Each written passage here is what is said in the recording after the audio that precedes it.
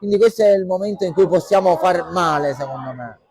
Ah, peccato questa azione di Sorano che non si concretizza.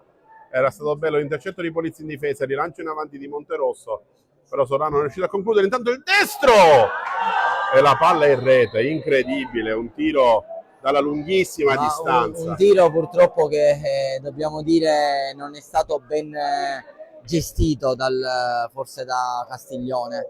Paghiamo a caro prezzo questo tiro di Amaya che si è visto subito che voleva calciare. È un giocatore sicuramente di categoria. Palla dentro, pericolosissimo questo pallone. Polizzi sbaglia l'intervento e c'è il raddoppio. Ancora di Amaya, peccato.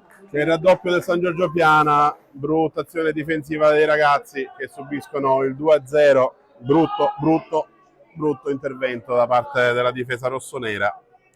Rimessa da fondo campo, Sissè, lancio lunghissimo a cercare Amaya che stoppa benissimo questo pallone, mette avanti il pallonetto di Secan. Rigore. Che è? Ma non ci voglio credere, ha morito Castiglione e calcio di rigore.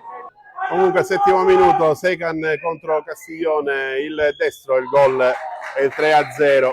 Non esulta, giustamente. Non esulta, non doveva neanche prendersi il calcio di rigore, però va bene Vabbè, così. però Nino, capisco.